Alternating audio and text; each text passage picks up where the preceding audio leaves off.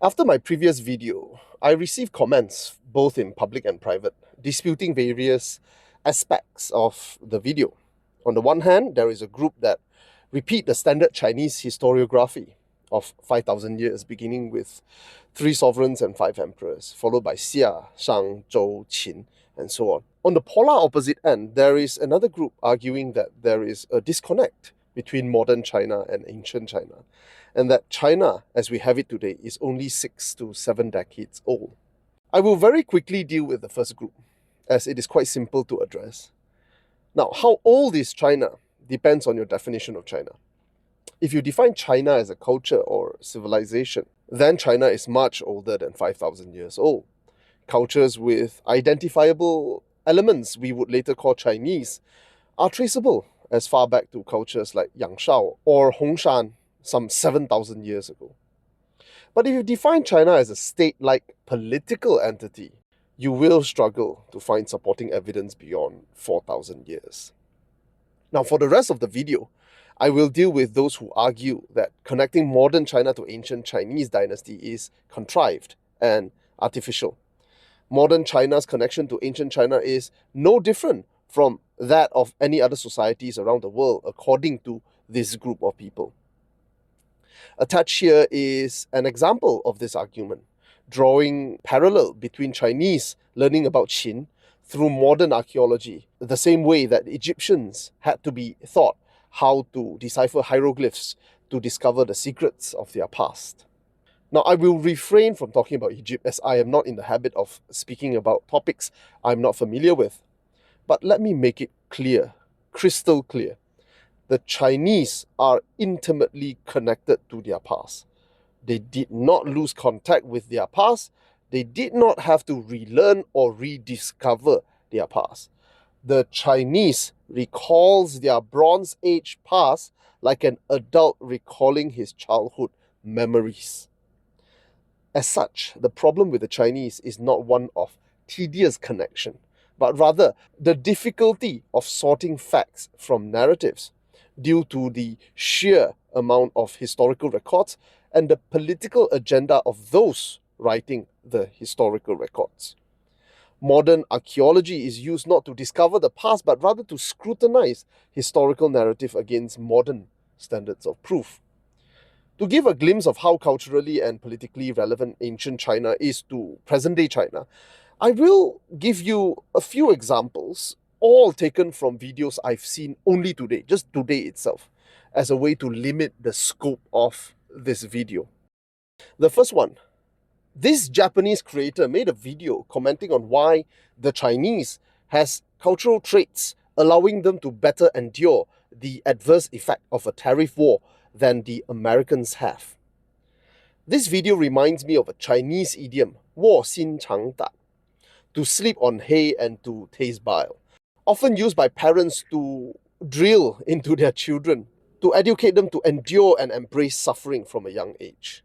This idiom has its roots in the Shiji, the records of the grand historian, recording the trials and tribulation of King Goujian from the state of Yue 2,500 years ago.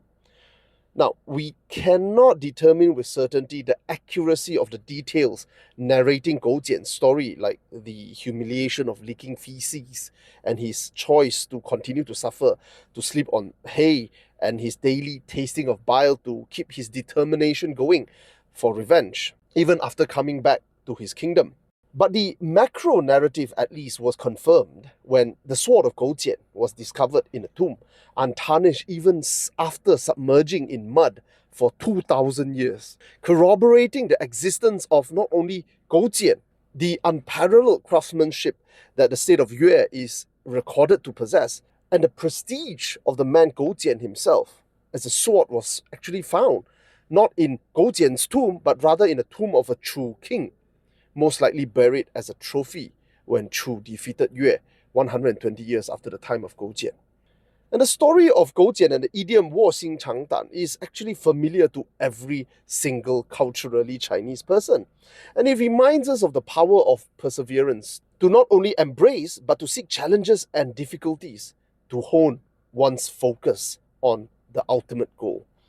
And this is also why the Chinese will outlast the US in a tariff war, Because political system aside, the Chinese people are just culturally and collectively conditioned to suffer way more than the Americans can even begin to imagine.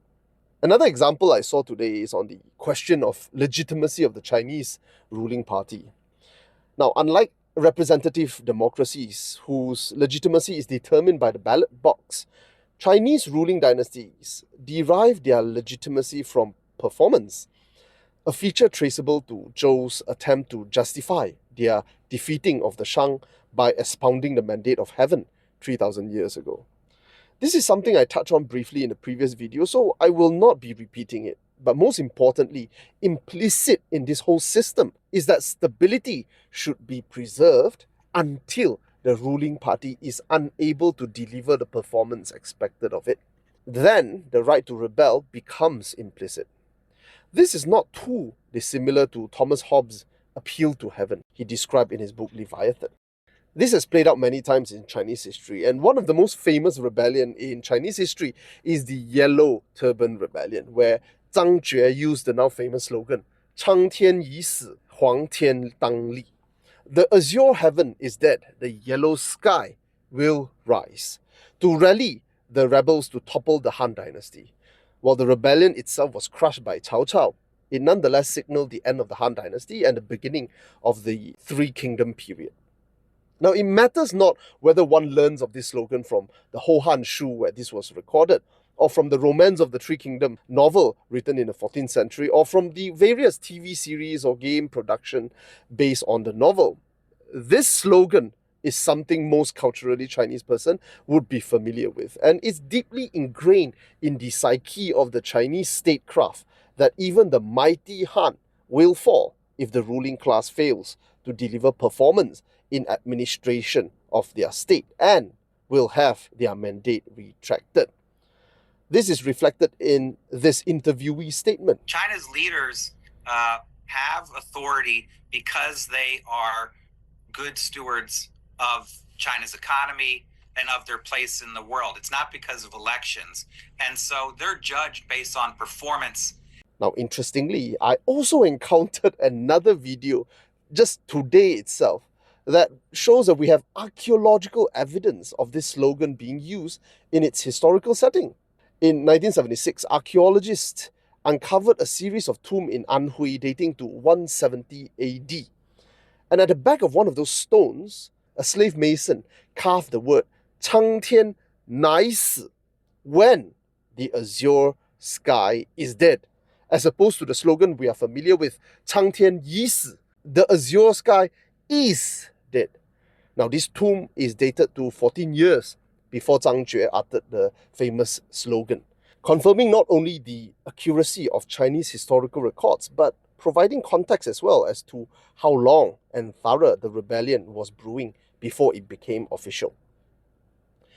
Ancient China is everywhere in modern China, in their speech, in their food, their thought process, their political ideologies. One just need only ankle-deep understanding of Chinese culture to see.